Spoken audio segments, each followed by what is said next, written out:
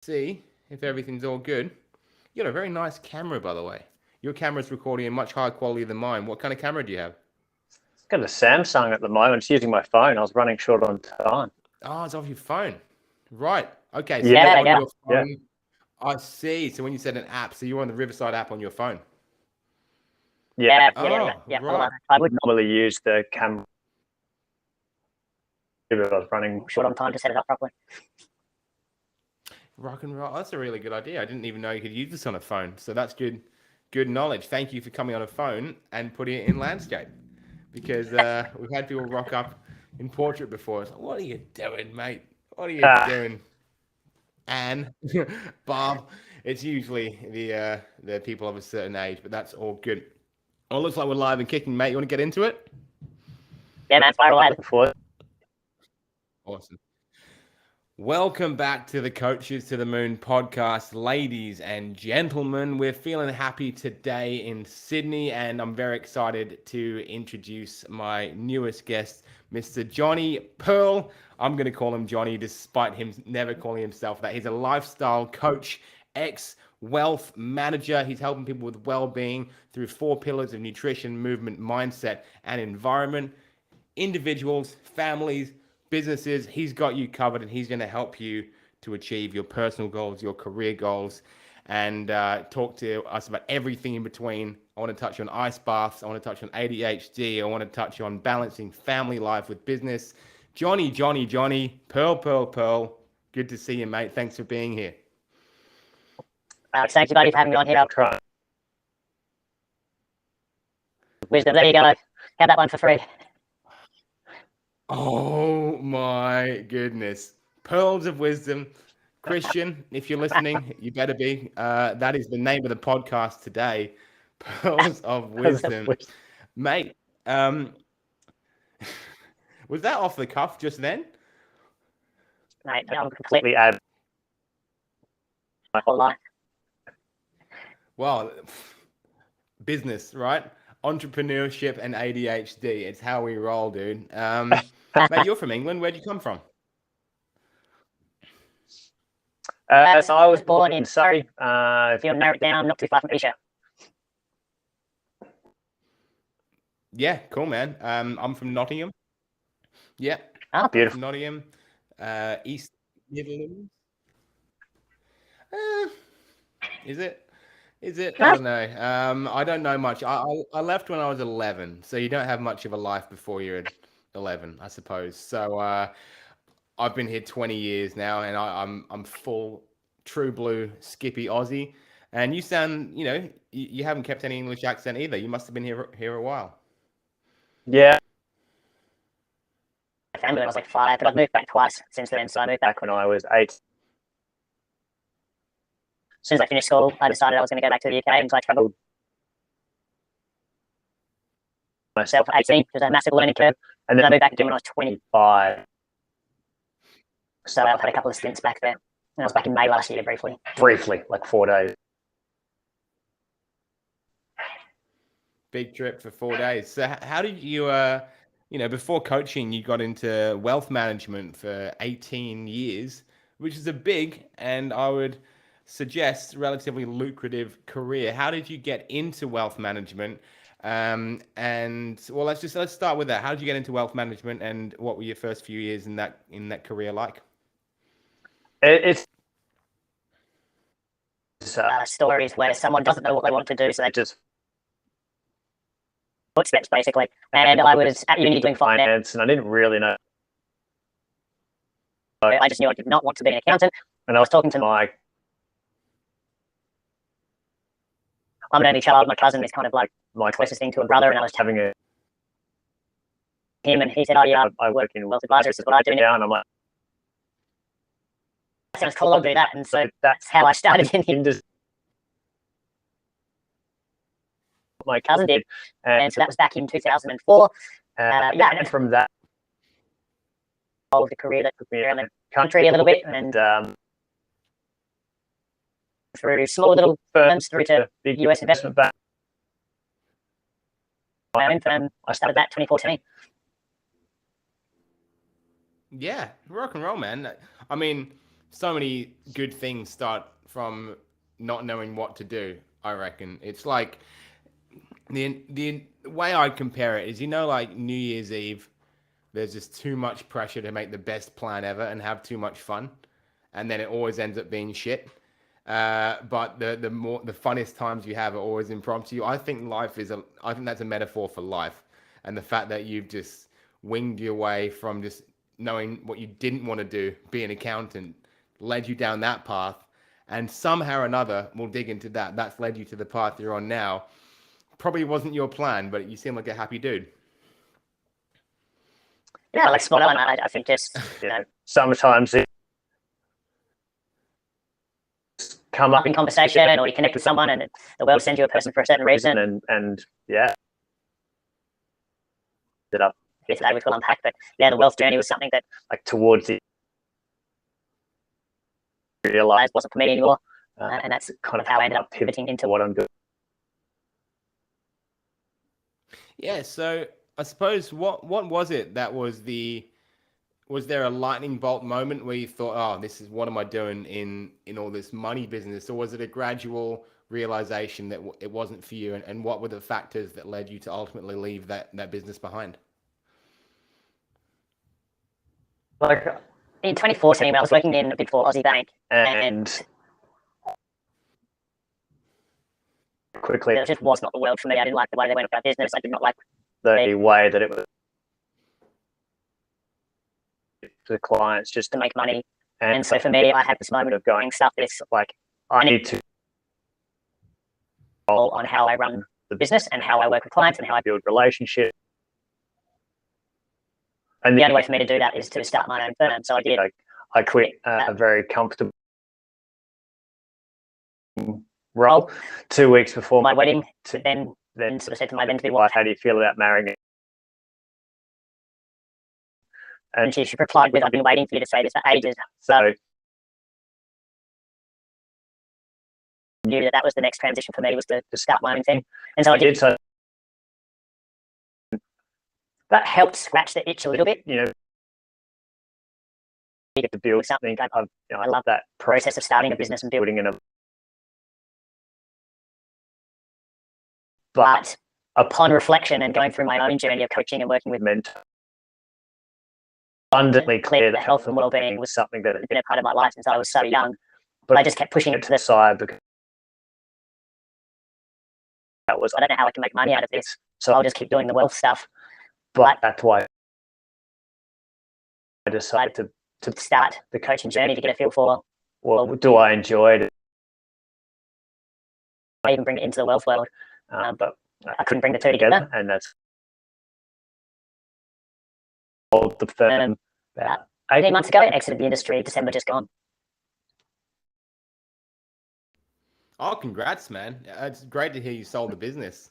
That's awesome because, everyone kind of has that dream, but there's really low stats around people who actually manage to sell a business and then move into what they want to do. So that's rock and roll. Most people start coaching off the back of a disaster, but you actually kind of made it work for you. So that's cool, man. It doesn't sound like, it was that much of a horror story going through the wealth thing. I understand the disingenuous nature of the big banks, and you get that feeling from the outside, so I can't imagine what it's like in the trenches. But you must have learnt some pretty crazy stuff from those big corporations, and then running your own thing, mentoring, building a team, whatever it was. Can you see any threads that you've learnt in those 18 years that you've now brought through to running and building your own coaching business? Yeah, like there's been heaps of learnings, and there's definitely a couple of key ones I'll unpack. But so with the conversation I have with clients now is we talk a lot around understanding your value. Not something that most people tend to just sit down and go, right, today's the day I'm going to sit my values. But I had to kind of go through that journey myself to make me realize that one of the by continuing to build the wealth business was my time with my family and my because I was working so much, I was constantly stressed. happy, I was grumpy, and there was no end in sight of that because of the demands of the business that I'd built up. That's probably one of the catalysts for me as well, of going, I need to get out of here, I need to build a business that is more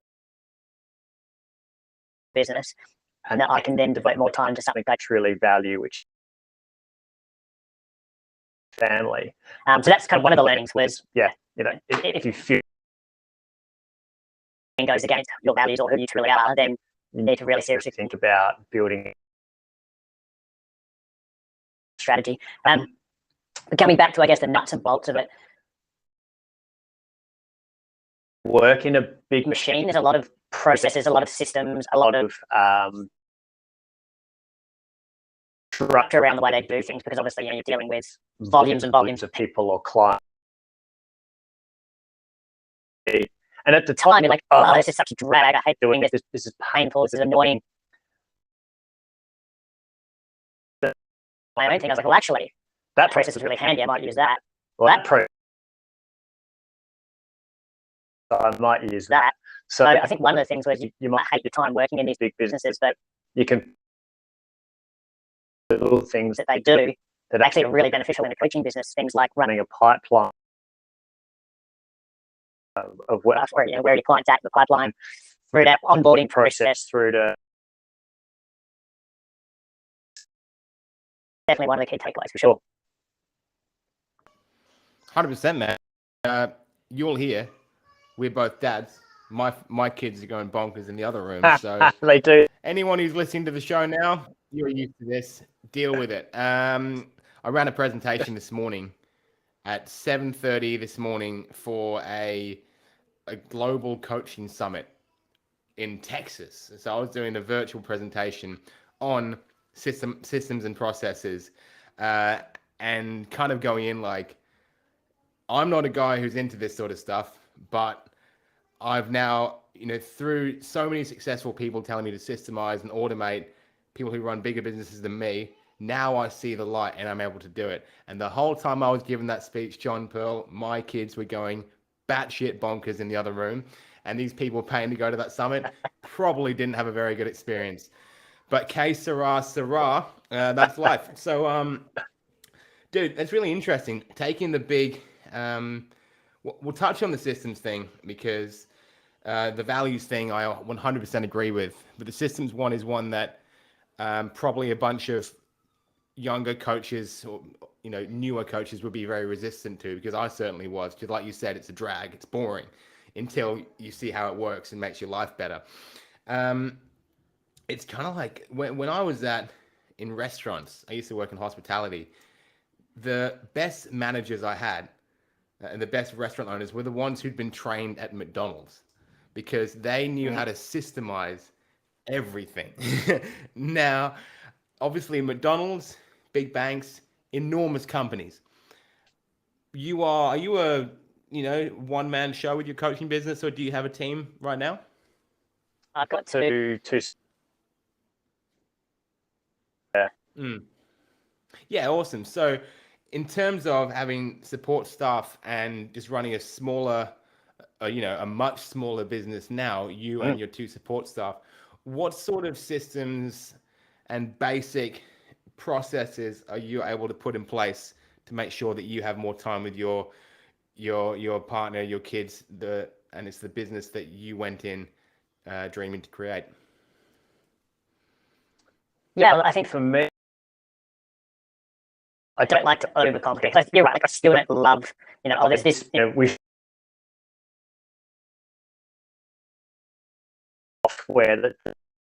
new software that does this, and another piece of software, and I still find that super frustrating. So I'm always still like some stuff that will add value, but I'm also, one of the things that deterred me from getting into coaching was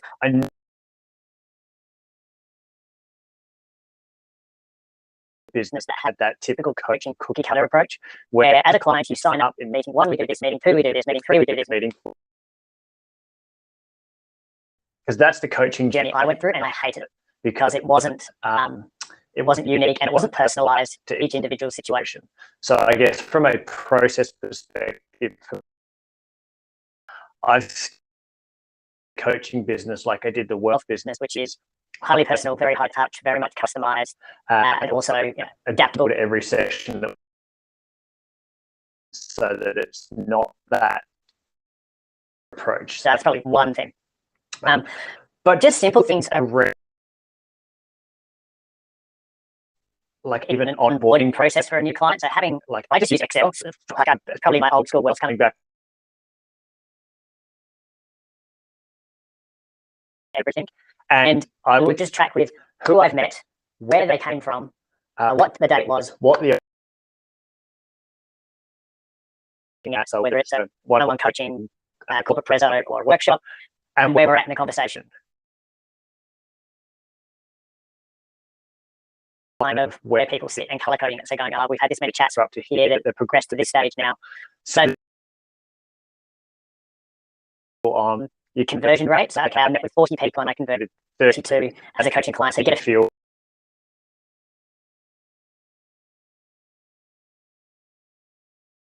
You get a feel for who your best referral source is, or where most opportunities are coming from, because you're tracking that. And then also as well, it gives you a tool to go back into and to actually go, right, like, who have I spoken with in the last 2, 3, or 4 weeks? Let me just reach out to them and say, g'day. So I think just having a really good pipeline has been a really beneficial tool for me, and something that I'll always continue to use. I think not such a process, but a belief in, it's really easy when you start any business, whether it was the wealth coaching business, is to do it all yourself. But one of the best things I've learned has been get comfortable with outsourced tasks as well. So whether it's to offshore, whether it's to a spouse that you can get to help, whether like just finding ways, things, even things like accounting and bookkeeping, and because when you're a coach, every coffee that you go, keep the receipts stacked up. Well, every time you buy a new script, all that sort of stuff.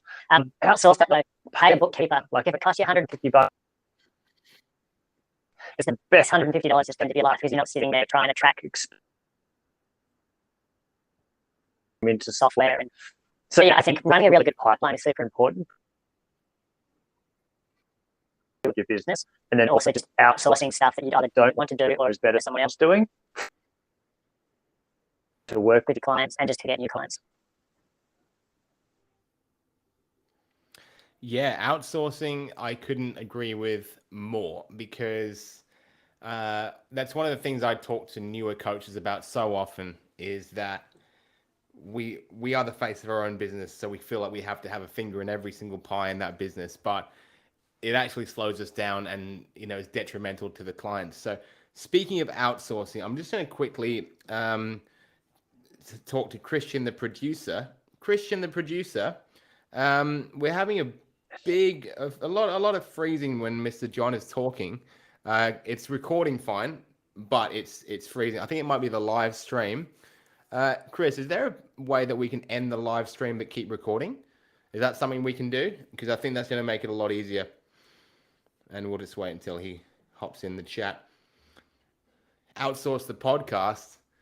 And then this is something for Christian to figure out, because he's a genius and he knows what he's doing. Here he goes. I don't think so, mate, but he's recording. Oh, okay, so you're just recording at a higher sort of bandwidth than usual. I wonder if we're able to reduce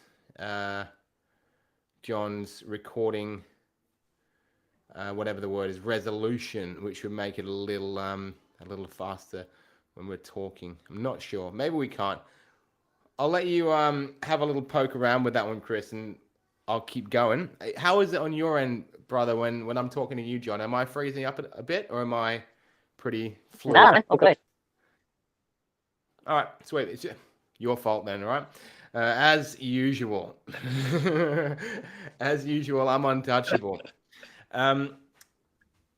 Seamless transition from outsourcing and systems, which is, I can tell, something that you are seeing is necessary, but not a passion, like me. But let's talk about something you are passionate about: well-being, health, and how this affects business. So can you just give us a quick overview of how, what the style of health and well-being that you teach in your coaching practice, the 4 pillars that you explore, and the people you help with it? Yeah, look, big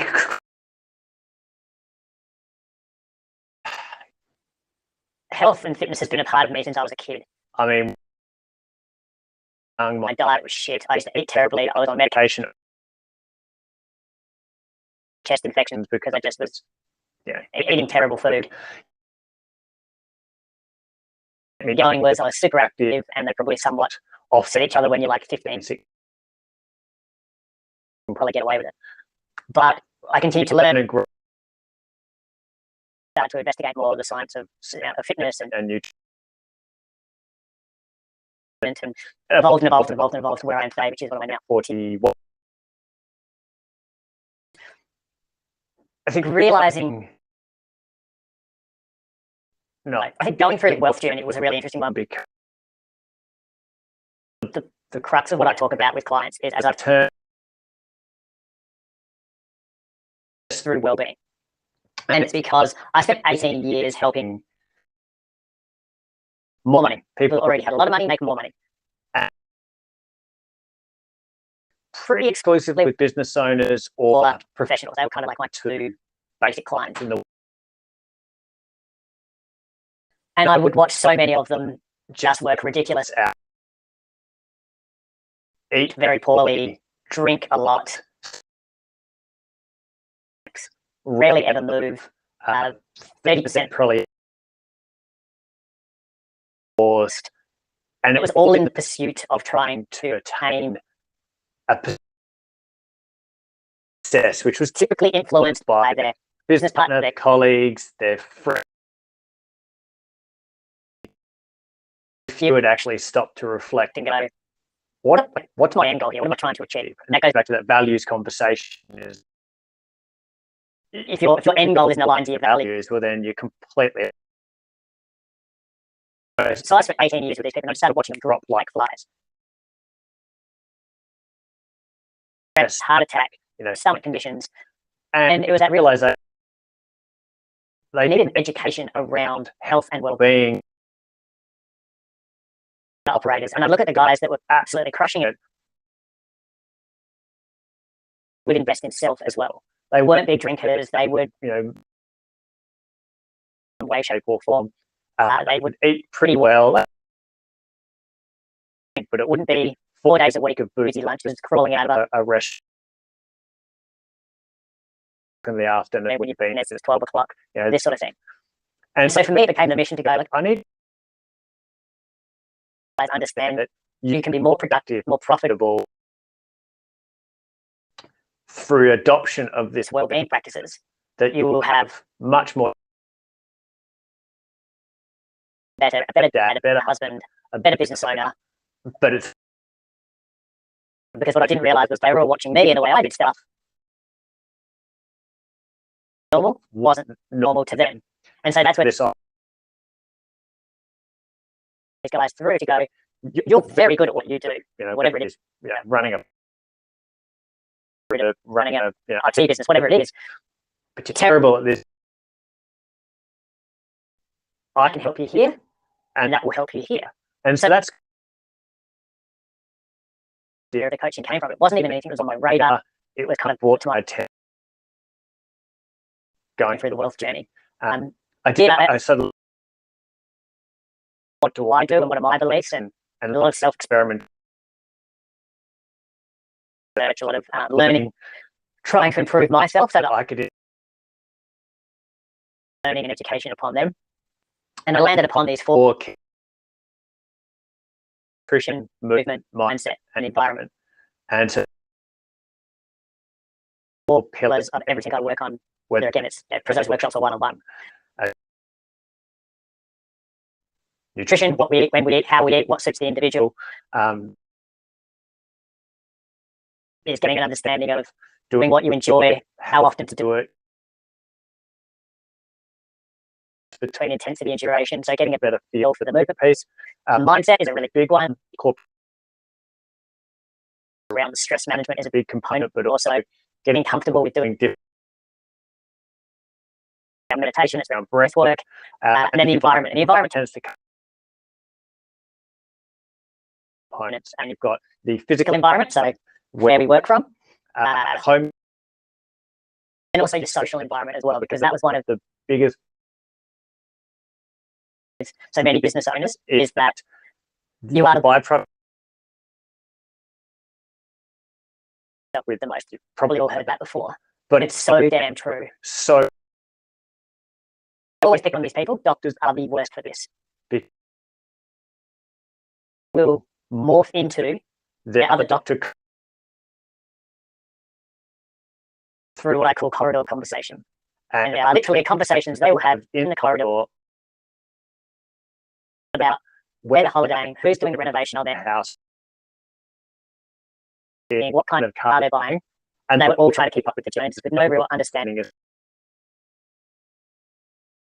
they do that, or is it of any value? So doctors are kind of the worst of the environment. So yeah, they're kind of like the 4 pillars I came up with, and that there's lots of different tools and resources that the individual can start to improve their daily output, their productivity, their profitability. And yes, there's fast and hot cold exposure and intermittent fasting. Yeah, looking at different ways of eating and all that sort of stuff, but it all very much depends on. Yeah, well, thank you, because I understand that was a massive question I asked you, and you've summed it up really nicely. I'm really interested in the environment pillar now that so much work is remote and virtual.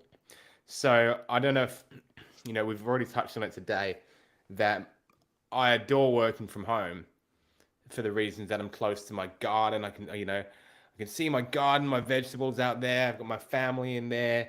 When my kids are home, I can run out and have a little cuddle. But obviously the cons of that are, one, it can be very challenging if you've got, kids that are not in the best mood and mindset. That can be really stressful. And then also, all my work relationships are virtual. Whether or not I've met these people in person, my team, my clients, we're all speaking through the phone and through a laptop. How have you seen the environment pillar be changed, and how is it affecting people's well-being over the past 2 years as more and more work is remote and more relationships are virtual? Yeah, look, it's interesting. It's like almost like politics and religion. Like it divides, and I hate working from home. So I bought an office here in Adelaide City, but I bought my family. This is where I do all my filming, but I have my values behind me. I have all my family with me, and work from home, and I couldn't do it. I was too easily distracted. My kids were pains in the ass. I couldn't do it. But then on the flip side, I totally see how it works for some people as well. So I think talking to business owners, especially that have been almost forced down this adoption of work home, thanks to COVID and et cetera, it has become the biggest challenge, because what is managing culture. So how you maintain the business when there's very few or no face-to-face catch-ups. That's been a real we can go down the rabbit hole of health and safety, and that's one of the biggest ones. So one of my old wealth clients had 300 members, and one of the biggest stresses was, what is everyone doing right now? We can manage that. We can see what their output is at the end of the week, and we go, you've done nothing. So clearly you've been watching Netflix. But more so, are they sitting? Are they standing? Are they safe? Are they, what environment in is one of the biggest stresses now for business owners when it comes to the what I'm seeing some really good business leaders doing is the money that they're saving, they've either cancelled their lease on a building altogether, size from 500 square meters to 150 square meters, money they've saved on rent to make sure there's regular team catch-ups. So they'll go, or they'll have I'm off to Melbourne in 3 weeks to run a retreat over. It's about getting the team together with you can, because $1,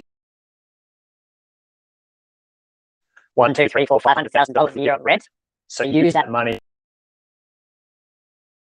together. Give them the infrastructure at home. Right, go make sure everyone must have a sit stand, quality chair. Everyone must have screens on the stands. So I think the challenges have been both physical, and again, the smart businesses I've seen are reinvest back into the team and to their setup at home. The businesses I think that are making the wrong decision, so they're going, hey, more cash flow, we can pay ourselves a bigger dividend, and a long-term strategy. Really interesting. I love that, and that's a good insight that we are all people who experienced it, you know, not from the position of a big business owner who's moved from renting a warehouse or an office space to running everything from home. Most coaches, consultants, audience of this podcast, we're in the 1 to 10 staff members, mostly all remote. So we haven't really experienced that. But seeing it from that angle, like you have working with these bigger clients, that's really interesting. And I love to see that some people are taking the initiative to make sure everyone's doing the healthy thing at home. And that's given me a big light bulb to do the same with my team. Even though I never saw them in an office together, I'm going to have to go and ask everyone what kind of chair they're sitting in. You know, I'm really happy that I have a stand desk, I have the stand for my laptop, and I have a good chair. So I was like, thank goodness, I'm ticking off John's boxes. But yeah, man, that's really cool. And we've talked about the mental effects on it before. We had a really great guest on a couple of weeks ago. One of our clients, 3 young guys, have a mental fitness company called Evocative. And so they're running workshops, which I want to get onto your workshops in a second. And they're all about the fact that they saw that most business owners, or most of their clients in coaching and mentoring, were business owners, people who could afford it and invest time into it. But then they were saying, okay, well, we're working with the owner of the restaurant. What about the barista? Or we're working with the owner of the construction company. What about the laborers? You know, what kind of help are they getting? So they want to have that trickle down whole workplace effect. And they had some really good insights. Anyone listening, go and listen 3 episodes back with Joseph Bonanno. I want to talk about your workshops, because you mentioned you're running a retreat in Melbourne in a couple of weeks' time. What are your retreats like? What do you do? And also, how do you sell them to a business owner, given that your outcomes are not necessarily tangible and finance-based? So what I'm doing in Melbourne is, it's the engineering firm taking their entire business away for 3 Korean wine region. And so I'm running a Saturday workshop, which is the workshop that I run for corporate retreats in the past. I ran a couple in Noosa, and I've got another in August as well, which is around, again, it's the 4 pillars for self-reflection, but it's also giving individuals time just to have a break away from the stresses and distractions. Well, so kind of like would be the retreats that I would run. Workshop is, it's a little bit different. So when I go, I talk to them around the importance of putting these workshops on. And I'll talk in a second around how they quantify the outcome and the benefits, but to what might look like. In corporate world, they'll slap these hat. They'll just pay someone a truckload of money to come out for a day and present to the entire business on health and well-being. And the Big Four bank, I say who it was that I used to work for, was a classic where this obese guy would rock up and tell us for a full day on how we should eat and how we should move. And I'm sitting there going, you're away, because it looks like you've walked straight out of Krispy Kreme. Like, what are you doing? And so that was a catalyst for me of going, really hard for me to do better than this. But what I also realized was that many of them were giving you information and facts. You should do this, and you should do this, and you're this type of person, you fit into this quad. And that's fine. Some were really amateur, some were like, cigarettes, don't drink Coke, don't eat highly processed foods. And I'm like, that's amazing. But you never walk away with a reason as to why do I need to make these changes for me? And so it's again a much more of a reflection journey. So the front end of the businesses teams are getting the individuals to go through a whole load of questions they work their way through. And it's questions about their financial situations, it's questions about how they are as a leader, as a parent. And then they have to attach an emotion to it. So how does that make you feel? So it might be, is your reflective of where you thought it would be at your age? No, it's not. I thought I would be no debt. Well, how does that make me feel? Happy, upset, or angry? And attach an emotion. I have to go, well, why? Why does it make you feel that way? And the first few questions, everyone's like, oh my God. Towards the end, what they realize is it's giving them that chance to go feel about who I am as a person right now and where I'm at. So that state of going, okay, I'm listening to what you've got to say because you're right. I need to work on here. Then I take them through the 4 pillars, giving them actionable resources. Go through a whole load of things like breath work and meditation and some other stuff. And then at the end, I'm like, right, you now know how you feel with where you are right now. I've told you the things that you to make you feel better, move better, operate better, be more positive mindset. Now let's set some goals under each one of these 4 pillars. Just one for each of the pillars themselves. But before I do it, I bring back in the emotional element. I'm like, get out your phone. You told me to put my phone away. Yeah, I know, get it back out. And it is go through your photographs. You're looking at photographs of your family, of your pets, of your holidays, of whatever it is that to you. Not value, but a value to you.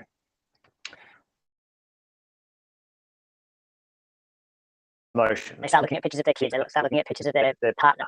And I'm like, right, now give me one health goal. Now give one environment goal.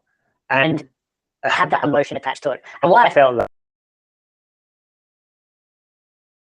perspective was because then at the end of it, like actually walk away and do some shit. Because typically you walk away and do nothing because like, meh, I don't know, I think I'm okay. If you take a person through that journey of self-reflection, they're much more inclined to actually go and make change because they feel the emotion attached to that change. Hopefully that makes sense. 100% it does.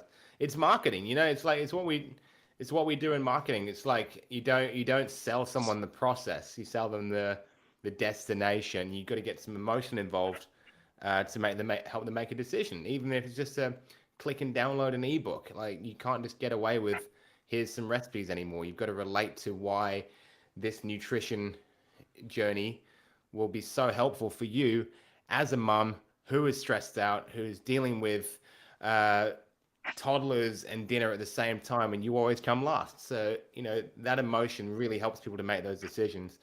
And I love how you are getting people to basically just look through the pictures of what's important to them. The photos on your phone are so reflective of your values, and I've never thought of it that way.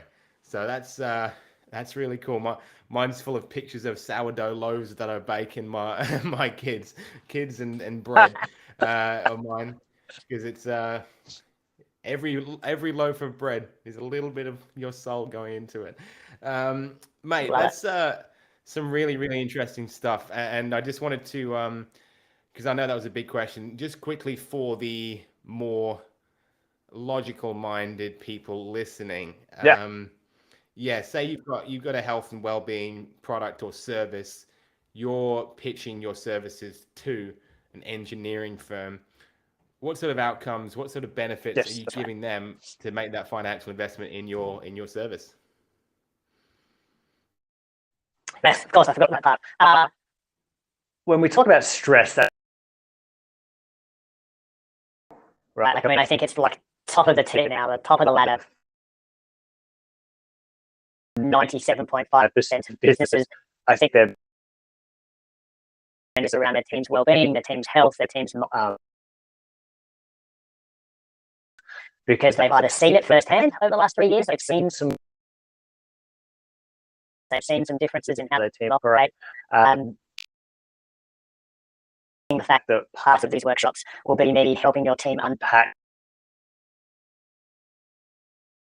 This is all about how you can manage it, the best forms and ways of dealing with it, and coping mechanisms. So the easiest selling tool is, guys, your team is stressed, whether you know it or not. Your team. Things I spoke to someone last week about was in a small business of 5, 10, 20, 30, 40 people, it's really hard to hide. Stressed, if you're feeling like someone's experiencing depression or anxiety, it's really hard to hide because there's not many corners in that room. So your team will pick up on that. They'll either be going, hey, what? Everything okay? Or it will start to have that effect, like a ripple effect, where everyone around them to change. Now, if they work in a big business with 2, 3, 4, 5, 600 people, 1,000, 2,000, background and no one really knows. And that's not okay either, because then someone who's going through a difficult time might just blend away into the background, disappear into one of the many corners, and it never gets. So stress is probably the first and foremost thing I talk about with businesses. I talk about that analogy of impact is the broader team, but also the impact of the individual.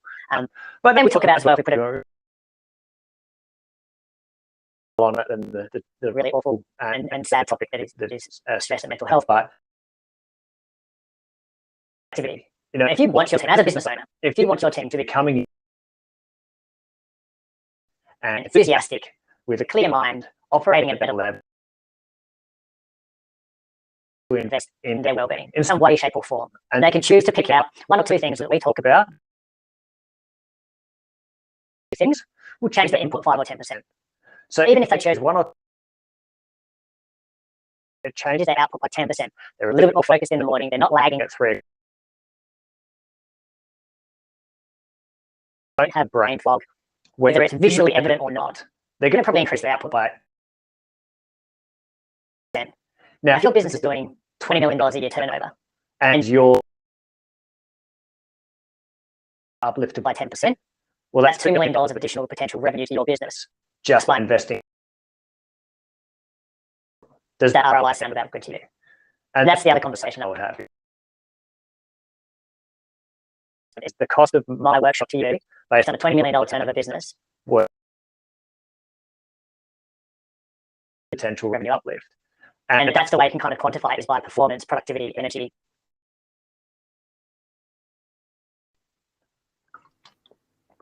Yeah, well, that's perfect. Yeah, and I'm sure that each outcome, each benefit would sit differently depending on the person you're speaking with, and your experience would tell you which direction to go down. Ultimately, they get the same outcome, but you got to sell it to them. Sell them what they want, give them what they need, and it sounds like you've nailed it, man. I'm really, really excited for you that you've been able to transition from an industry that sounds like it could easily have kept you in its grips for the rest of your life because it was lucrative and you knew it so well. And you've gone out and you've faced some challenges to build a dream, and you're doing it well, man. You're making an impact. Thank you so much for sharing all your insights with us today.